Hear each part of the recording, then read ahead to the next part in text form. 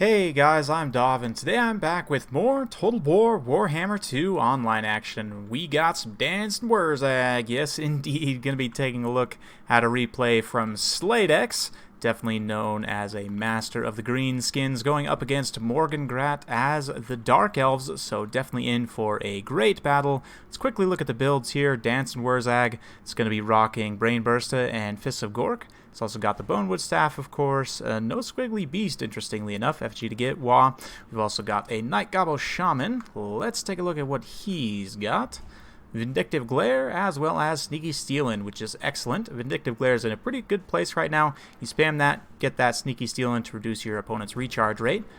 Very good stuff. Mangy Marauders, we've got Spider Riders, the Hammer of Gork, front line of Goblins, Savage Orc, Black Orcs, all mixed. Got the AP Loonies in the center, Rusty Airs with some Orc Air Boys, Goblins protecting the back line.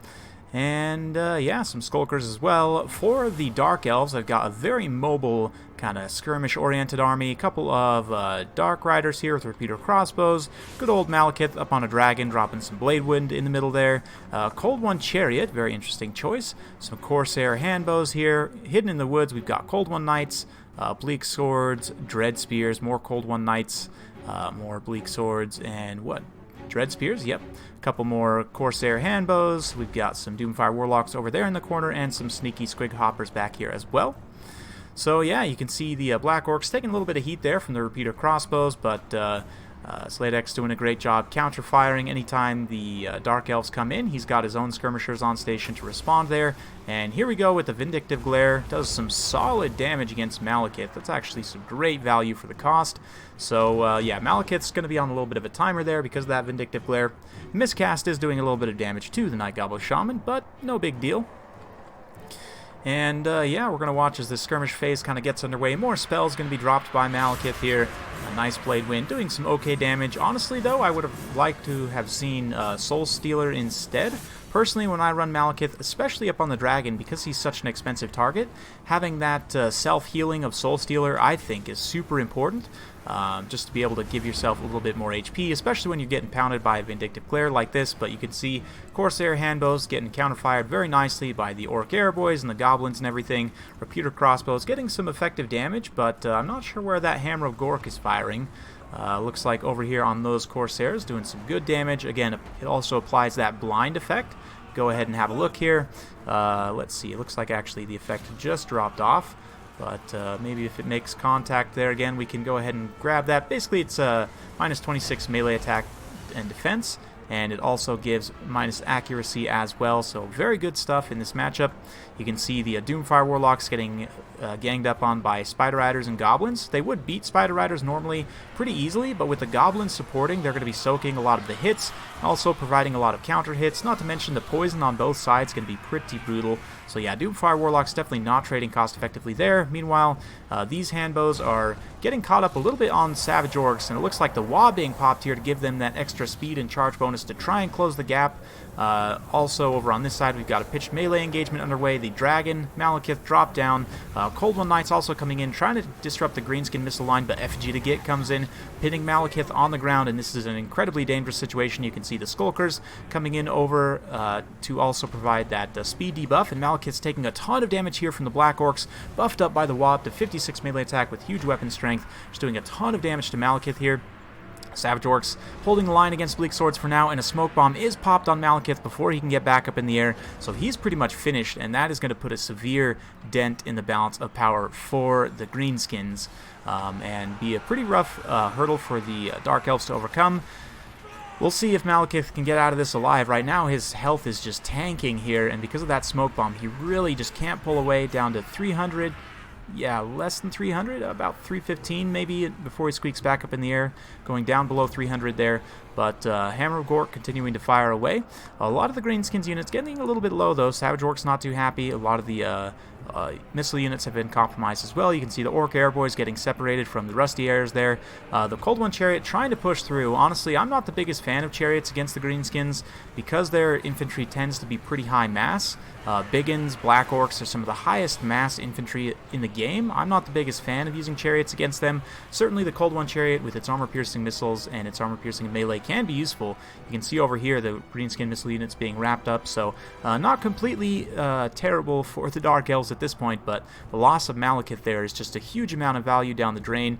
I say loss of Malekith, he actually just came back in time to throw down one more Blade Wind. It's going to do a ton of damage to those Skulkers and everything, but he gets sniped by the lowly Goblin Shaman there, so how about that? Big, proud Malekith on his dragon getting taken down by that Vindictive Glare. That Goblin Shaman still hanging around with 600 HP, just been miscasting himself to oblivion, but able to win that fight. 8-Peak Loonies dragging down the Cold One Chariot, so with Malekith actually properly getting finished off there, that has caused a bit of a chain rout in certain situations. Bleak Swords, Cold One Knights all fleeing the field. We've still got a few Cold One Knights here, but they're going to be fired at by the Hammer of Gork, potentially, and it looks like the Rusty Airs as well, maybe. Squig Hoppers coming in the late game to help clean up some units. These tattered Bleak Swords just going to get absolutely eaten alive by these Squig Hoppers here. And yeah, that's going to be game, set, match for Slate X, a victory for the Greenskins. So Greenskins are one of those factions that a lot of people think are a little bit underpowered right now. They're definitely one of the hardest factions to use, I would say. They require pretty good knowledge and understanding of what the units can bring to the table, and some really tight micro and good strategy, just because of the leadership issues you can face. But overall, very solid play from Slate X there, staying patient, counter-firing with his Orc Airboys and his Rusty Airs. 47 kills on the Hammer of Gork as well, not too bad at all. Squig Hoppers were able to clean up 74 kills in that late game there. Of course, the Black Orcs helping to do a ton of damage to Malekith, who himself racked up 125 kills. You know, definitely very expensive up on the dragon, but with the Blade Wind and the Dragon Breaths, you have that area of effect damage.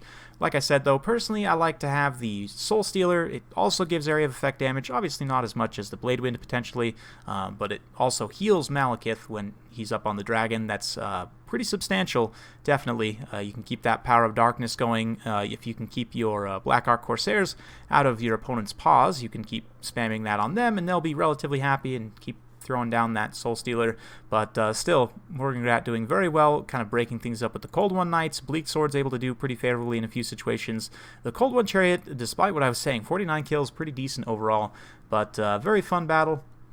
In terms of this particular matchup, yeah, super solid build from Slate X, and you'll often see, I'm going to be casting a few more of his games that he had posted up on the tournament Discord, but yeah, he's a big fan of Orc Airboys from what I've seen in his builds, and I also am a big fan of Orc Airboys. You don't see them a whole lot. People tend to cheap out and go with Goblins and other things, but one thing to note about the Orc Airboys, and I've said this in videos past, but for those of you who are new, they have 6 AP per shot, which is, I believe, the highest quote-unquote non-AP infantry skirmisher in the game. I could be wrong about that, but 6 AP per shot, pretty solid overall, and when you combine that with the Rusty Airs, of course, helping to get that 14 non-AP damage a little bit better with the Armor Sundering, obviously.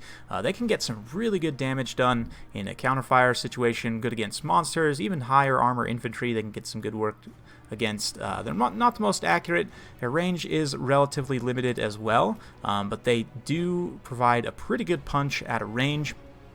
Of course, that mixed infantry formation, Black Orcs, Savages with Goblins to meat shield, very potent as well. Skulkers, also one of the best utility units in the game. That Smoke Bomb, again, requires a lot of micro. You have to time it correctly and make sure that your nasty Skulkers, they're not the fastest guys in the world. They're reasonably quick at 37, but you have to make sure they're in the right position at the right time and be able to actually click the Smoke Bomb ability. You know, there's a bit of micro and planning involved there, but if you can, they can be absolutely devastating and definitely win you the game. And then, yeah, the last thing to note about that particular battle was Vindictive Glare, and just in general, magic missiles seem to have been buffed in the last patch.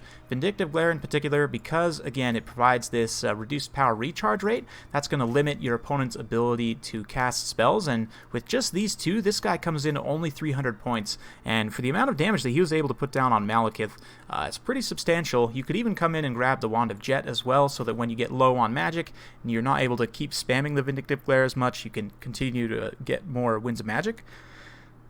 So yeah, definitely that I would say is pretty solid. Wurzag, as kind of a complement to that, I would say is pretty good as well. Gazemork, I wouldn't want to compare that directly to Vindictive Glare. Maybe I'll do a Magic Missiles testing video. Let me know if that's something you guys would want to see. But just the Brain Bursta and Fists of Gork to help break up low armor infantry and buff your own units with the Bonewood Staff. I also would probably personally bring the Squiggly Beast. That does make Wurzag relatively expensive, but again, that extra power reserve and recharge, which just constant with the Squiggly Beast. You just have to buy it, basically. Very good value. But yeah, overall, super fun battle. Very well played to both players. Hope you guys enjoyed watching. If you do like this sort of content, be sure to like, subscribe, hit that bell notification button so every time I upload a new video, you'll be notified. Thanks again for watching. We'll see you next time.